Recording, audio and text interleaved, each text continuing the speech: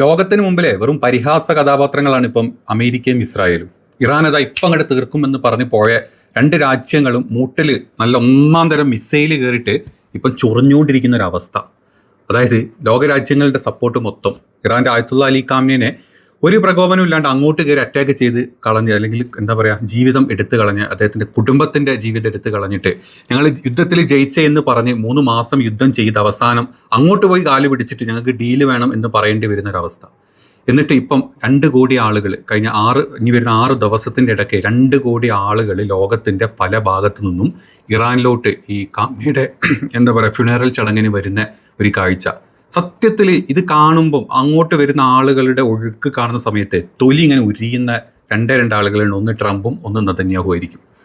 സത്യം നിങ്ങൾ ആലോചിച്ചു വെച്ചാൽ 2 ദിവസം തീർക്കാമെന്നും പറഞ്ഞ് പോയിട്ട് 3 മാസം 4 മാസമായിട്ട് തീർക്കാൻ പറ്റാണ്ട് ലോകരാജ്യങ്ങൾ അവരെ സപ്പോർട്ട് ചെയ്ത് അവർ പറയുന്നതിനനുസരിച്ചിട്ട് നാറ്റോ അടക്കം, അതല്ലെങ്കിൽ അറബ് രാജ്യങ്ങളടക്കം, ഇന്ത്യ അടക്കം അവർ പറയുന്നത് കേട്ട് അല്ലെങ്കിൽ അവരുടെ ഒരു കാര്യത്തിന് മുന്നിട്ടിറങ്ങി വരുന്ന ഒരവസ്ഥ നിങ്ങൾ ചിന്തിച്ചിട്ടുണ്ടോ? അതാണ് ലോകത്ത് നടക്കുന്നത്. സംഘികളോ ക്രിസംഘികളോ മുസംഘികളോ എച്ചിലുകളോ അങ്ങോട്ട് മാറ്റി നിർത്തി കഴിഞ്ഞാൽ നമ്മുടെ രാജ്യത്തെ ഈ എന്താ പറയുക, വെറും വെറും വെറും എന്താ പുഴുക്കളായിട്ടുള്ള ഈ അവസ്ഥയിലുള്ള ഈ കുറച്ച് സാധനങ്ങളെ മാറ്റി കഴിഞ്ഞാൽ ലോകത്തുള്ള ഓരോ ആളുകളും ഈ രാജ്യത്തിന് ഇറാൻ സപ്പോർട്ട് ചെയ്ത് ഇറാൻ ഈ യുദ്ധത്തിൽ ഉണ്ടായിട്ടുള്ള അവരുടെ വിജയത്തിനെ സപ്പോർട്ട് ചെയ്യുന്ന ഒരു കാര്യം. ഒരു പ്രകോപനമില്ലാത്ത അവിടെ ആളുകൾ അങ്ങോട്ട് കയറി കൊന്നു കളഞ്ഞിട്ട് പോലും, അല്ലെങ്കിൽ അത്രയും ആളുകളെ തീർത്തിട്ട് പോലും ഇറാൻ ഇപ്പോഴും തല പൊക്കി തന്നെ നിൽക്കുന്നത്. ഇറാൻ്റെ ഖാലിബാബ് എന്നൊരു കാര്യം പറഞ്ഞിട്ടുണ്ട്. അതായത് ഈ ഒരു ഫംഗ്ഷനും കാര്യങ്ങളും കഴിയുമ്പോഴേക്കും അമേരിക്കയുമായിട്ടുള്ള ഒരു തരത്തിലുള്ള ഡീലും ഇനി ഉണ്ടാവാൻ ചാൻസ് 0% എന്നാണ് പറഞ്ഞിട്ടുള്ളത്. കാരണം ഈ ഒരു ഫംഗ്ഷൻ നടന്ന സമയത്ത് ഈ 2 കോടി ആളുകൾ, ഇറാനിൽ ആകെ 8-9 കോടി ജനങ്ങളാണ് ഉള്ളത്. മൊത്തത്തിൽ ഇറാനിലെ ജനങ്ങൾ, അതിൽ പുറത്തുനിന്ന് ഇപ്പം ഈ പുറത്തുനിന്ന് വരുന്ന ആളുകൾ കഴിഞ്ഞ് ബാക്കി കോടിക്കണക്കിന് ആളുകൾ ആ ഫംഗ്ഷൻ അവിടെ നിരന്ന് നിന്ന് നമ്മൾ കണ്ടു. കണ്ണ് തള്ളിപ്പോവും. നമ്മുടെ രാജ്യം ഭരിക്കുന്ന ഒരാളിപ്പം പെട്ടെന്ന് അങ്ങ് മരണപ്പെട്ടു നിങ്ങൾ വിചാരിക്കും. നമ്മുടെ 140 കോടിയുള്ള ജനങ്ങളുള്ള സ്ഥലമാണ് നമ്മുടേത്. നമ്മുടെ രാജ്യം ഭരിക്കുന്ന ഒരാൾ ഇത്തരത്തിൽ എന്തെങ്കിലും കാരണത്താൽ മരണപ്പെട്ട് കഴിഞ്ഞാൽ നിങ്ങൾക്ക് തോന്നുന്നുണ്ടോ വിരലിലുണ്ടാവുന്ന ആളുകൾ അവിടെ കാണുള്ളൂ? വല്ല 1000, 10,000, ലക്ഷങ്ങളോ മാത്രം കാണുള്ളൂ. അതേ സ്ഥാനത്താണ് ഇത്തരത്തിൽ ലോകരാജ്യങ്ങൾ ആദ്യം എന്താ പറയുക പ്രതിരോധം തീർത്ത അല്ലെങ്കിൽ ഉപരോധങ്ങൾ തീർത്ത ലോകരാജ്യങ്ങൾ തീവ്രവാദികളാണ് കണക്കാക്കിയിട്ടുള്ള ഒരു രാജ്യം ഈ ലോകത്തിന്റെ മുമ്പിൽ തല ഉയർത്തി നിൽക്കുന്ന ഒരു കാഴ്ച നമ്മൾ ഈ കണ്ടുകൊണ്ടിരിക്കുന്നത്. ചെറിയ കാര്യമൊന്നുമില്ല. നമ്മുടെ നാട്ടിൽ ഇട്ടാവട്ടത്തിൽ ഈ ചാണകക്കുണ്ടിൽ കിടന്ന് ചിലയ്ക്കുന്ന സംഘിക്ക് അറിയില്ല ലോകത്ത് എന്താ നടക്കുന്നത്, അല്ലെങ്കിൽ ഈ ലോകരാജ്യങ്ങളിൽ എന്താ നടക്കുന്നത്. അവൻ എപ്പോഴും ചാണകം തിന്ന് അല്ലെങ്കിൽ ഈ സംഘി ശാഖയിൽ കുണ്ടനടിച്ച് ജീവിക്കുന്നതിനപ്പുറത്തോട് ലോകം എന്താണെന്ന് അറിയാത്തവന്മാരാണ്. അവർക്ക് താങ്ങി നടക്കുന്ന അല്ലെങ്കിൽ അവരുടെ പിഴിഞ്ഞു തിന്നുന്ന ഈ ക്രിസംഗി മുസംഗി കൂട്ടങ്ങളുണ്ടല്ലോ, എച്ചിലുകൾ, അവന്മാർക്കും അറിയില്ല ലോകത്ത് എന്താ നടക്കുന്നത് എന്നുള്ളത്. വിവരക്കേടുകളിൽ മാത്രം പറഞ്ഞു നടക്കുന്ന, കളവുകൾ മാത്രം പറഞ്ഞു നടക്കുന്ന ഒരു കൂട്ടം വാനരക്കൂട്ടം. കൊരങ്ങനോടും ഉപമിക്കാൻ പറ്റാത്ത ഒരു കൊരങ്ങന്റെ കാട്ടത്തിനോട് വേണമെങ്കിൽ ഉപമിച്ചു, അല്ലെങ്കിൽ പട്ടിയുടെ കാട്ടത്തിനോട് വേണമെങ്കിൽ ഉപയോഗിച്ചു ഈ ഒരു ഗ്രൂപ്പിന്. ഞാൻ ഏതായാലും അത് പറയുന്നുണ്ട്. പക്ഷെ പറയണം എന്നുള്ളത് നമ്മുടെ വീഡിയോയുടെ താഴത്ത് വന്ന് ഈ കുരയ്ക്കുന്ന സകല ചെത്തല പട്ടികളായിട്ടുള്ള ടീംസിനോട് പറയാൻ വേണ്ടിയിട്ട് ഞാൻ ജസ്റ്റ് ഒന്ന് പറഞ്ഞു എന്നേ ഉള്ളൂ. ഈ സംഘി ക്രിസംഗി മുസംഗി ഗ്രൂപ്പിന് അതായത് ഒരു പീസും ഇനി ഇല്ല US-ഉമായിട്ട് എന്നാണ് ഇറാനിയൻ സ്പീക്കർ പറഞ്ഞിട്ടുള്ളത്. ഒരു തരത്തിലുള്ള എഗ്രിമെന്റുകൾ മുന്നോട്ട് പോകാനുള്ള ചാൻസസ് ഇല്ല എന്നാണ് പറഞ്ഞിട്ടുള്ളത്. ഇനി അത് മാത്രമല്ല, ഇതിൻ്റെ ഇടയിൽ കൂടി ഈ മറ്റു ചില കളികൾ നടക്കുന്നുണ്ട്. അതായത് ഹോർമോസ് കടലിടുക്കിലൂടെ ഒമാൻ റൂട്ടിൽ നിന്ന് 8 കപ്പലുകൾ അമേരിക്കയുടെ സപ്പോർട്ടോട് കൂടി, അത് ഇറാനികളൊക്കെ ഈ ഒരു ഫംഗ്ഷനായിട്ട് നടക്കുകയുള്ളൂ. അപ്പോൾ അതിൻ്റെ ഇടയിൽ കൂടെ 8 കപ്പലുകൾ അങ്ങ് അമേരിക്ക സപ്പോർട്ട് ചെയ്ത് തള്ളി അങ്ങോട്ട് കയറ്റാമെന്ന് വിചാരിച്ചു 8 കപ്പലുകളും ഇറാൻ്റെ സേന തിരിച്ചു വിട്ടിട്ടുണ്ട്. ഇറാൻ്റെ ചെറിയ കുഞ്ഞു ബോട്ടുകളുണ്ടല്ലോ, മൊസ്കിറ്റോ ഫ്ലീറ്റ് എന്ന് പറഞ്ഞിട്ടുള്ള ഇവന്മാർ തിരിച്ച് അതുപോലെ വിട്ടിട്ടുണ്ട്. അതായത് ഇന്നലെയാണ് ഈ സംഭവം നടന്നിട്ടുള്ളത്. 2 കപ്പലുകൾ ഒമാൻ കോറിഡോർ വഴി ഇറാൻ ലക്ഷ്യമാക്കിയിട്ടുള്ള റൂട്ടിലേക്ക് വഴിമാറ്റി, അതായത് ഇറാൻ പറഞ്ഞിട്ടുള്ള സ്ഥലത്തോട്ട് അങ്ങ് വഴിമാറ്റി വിട്ടു 2 കപ്പലുകൾ. അതല്ലാണ്ട് പിന്നെ 4 കപ്പലുകൾ പേർഷ്യൻ ഗൾഫിലേക്ക് മടങ്ങിയിട്ടുണ്ട്. അതായത് അമേരിക്കയുടെ പിന്തുണയോട് കൂടിയിട്ടാണ് ഓൾമോസ്റ്റ് 8 കപ്പലുകൾ ഈ റൂട്ട് ലക്ഷ്യമാക്കിയിട്ട് ഇങ്ങനെ ചാടി ഇങ്ങോട്ട് കിടക്കാമെന്ന് വിചാരിച്ചത്. പെട്ടെന്ന് അവർ ദിശ മാറ്റിയായിരുന്നു.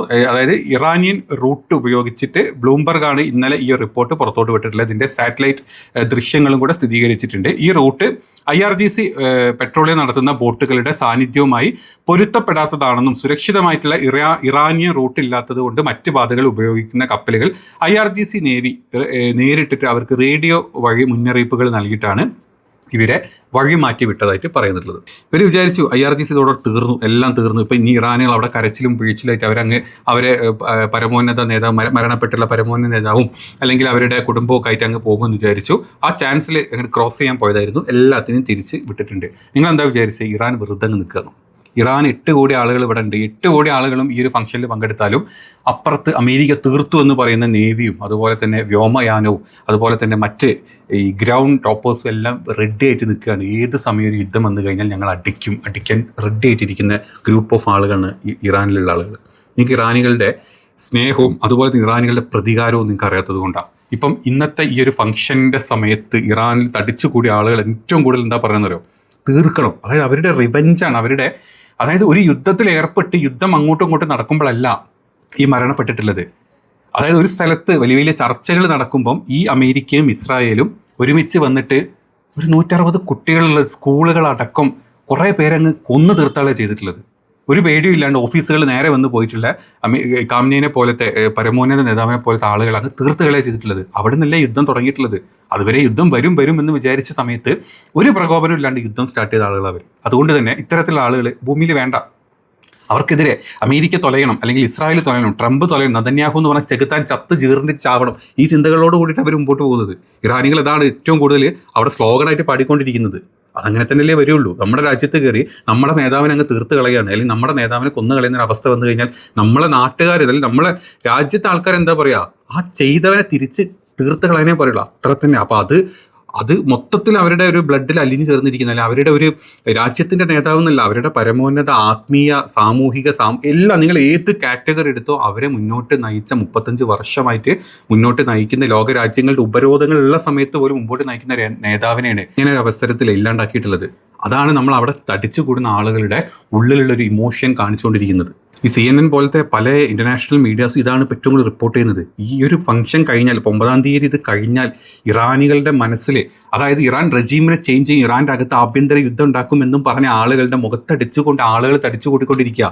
ഈ ഒരു കംപ്ലീറ്റ് ഫംഗ്ഷൻ കഴിഞ്ഞാൽ എത്രത്തോളം സപ്പോർട്ടാണ് ഇറാനിയൻ ജനത IRGCക്കും ഇവർക്കും കൊടുക്കുന്നത് മനസ്സിലാക്കി കഴിഞ്ഞാൽ ഈ ഒരു ഫംഗ്ഷൻ കഴിഞ്ഞാൽ ഏത് രീതിയിലായിരിക്കും ഇറാൻ ഇനി ഇവർക്കെതിരെ സംസാരിക്കുക. അല്ലെങ്കിൽ ഇവരെ, അതായത് ഞങ്ങളുടെ ജീവൻ ഞങ്ങൾ തരാം, ഞങ്ങൾ പട്ടാളത്തിലോട്ട് വരാം, നിങ്ങൾ അടിച്ചോ, ഞങ്ങൾ നിങ്ങളുടെ കൂടെ ഉണ്ട്, ഇവന്മാരെ തീർക്കുക എന്നുള്ള ചിന്താഗതിയിലാണ് മുന്നോട്ട് പോകുന്നത്. അതൊരു നല്ല സൂചനയല്ല. ഒരു വലിയ യുദ്ധത്തിലോട്ടാണ് കാര്യങ്ങൾ പോവുക. ട്രംപും അല്ലെങ്കിൽ ഈ പറഞ്ഞ നെതന്യാഹു ഒന്നും അല്ല. യുദ്ധം കാരണം ഇസ്രായേലിലാണെങ്കിലും ഗൾഫ് രാജ്യങ്ങളിലാണെങ്കിലും ഇറാനിലാണെങ്കിലും അത് എഫക്റ്റ് ചെയ്യാൻ പോകുന്ന ആളുകൾ കൂടുതലാണ്, മരണപ്പെടാൻ പോകുന്ന ആളുകൾ കൂടുതലായിരിക്കും. ഇറാനികൾ അത് അതായത് യുദ്ധത്തിന് മരിച്ച ഒരു പ്രിവിലേജ് ആയിട്ട് അവരെടുക്കുന്നത്. മറ്റു സ്ഥലത്ത് അങ്ങനെയല്ല. മറ്റു സ്ഥലങ്ങൾ പേടിത്തൂറികളാണ്. ബങ്കറിൻ്റെ അകത്ത് പോയിട്ട് കിടന്നിട്ടും മറ്റ് ഗൾഫ് രാജ്യങ്ങളിലായിട്ട് പല പ്രവാസികൾ അവിടെ ജോലി ചെയ്ത് തീർക്കുന്നവന്മാരാ. ഷെയ്ഖുമാർ ഓടും, പാലസിൽ നിന്ന് തിരിച്ച് അമേരിക്കയിലോട്ടും UK യൂറോപ്പിലോട്ടും ഓടും. അവിടെ സാധാരണക്കാരാണ് എഫക്ട് ചെയ്യാൻ പോകുന്നത്. ഇറാനികളല്ല, നിങ്ങൾ വാ, ഞങ്ങൾ നിന്നോളാം.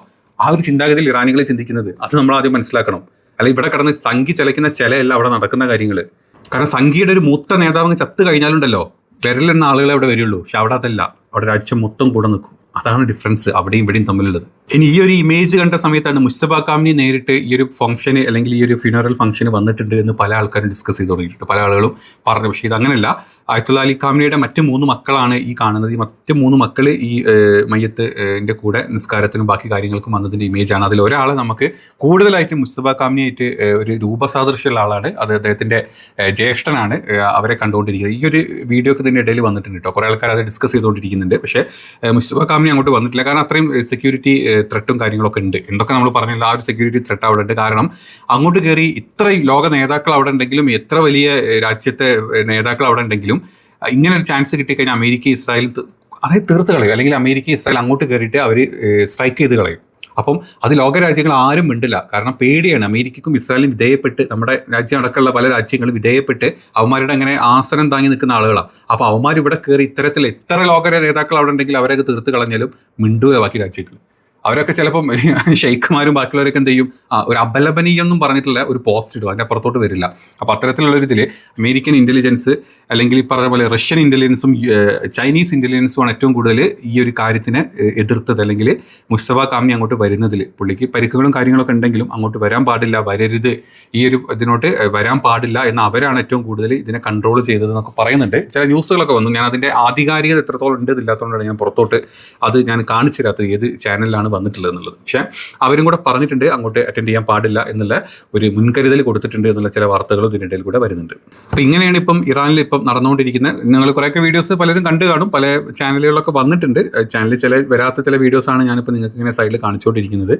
പിന്നെ പുതിയ അപ്ഡേറ്റുകളൊന്നും വരാനില്ല, പറയാനില്ല. അപ്പോൾ നിങ്ങൾ വീഡിയോ ഇഷ്ടപ്പെട്ടെങ്കിൽ മാക്സിമം സപ്പോർട്ട് ചെയ്യുക. ചാനലിൽ പണി തരാൻ വലിയ രീതിയിൽ ആൾക്കാർ നോക്കിക്കൊണ്ടിരിക്കുന്നുണ്ട്. അപ്പോൾ നിങ്ങൾ മാക്സിമം നിങ്ങളെ കൊണ്ട് പറ്റുന്ന ലൈക്കും ഷെയറുകളും കമൻറ്റുകളും ഒക്കെ തന്ന് സപ്പോർട്ട് ചെയ്യുക. അടുത്തൊരു വീഡിയോയിൽ കാണാം. ബൈ.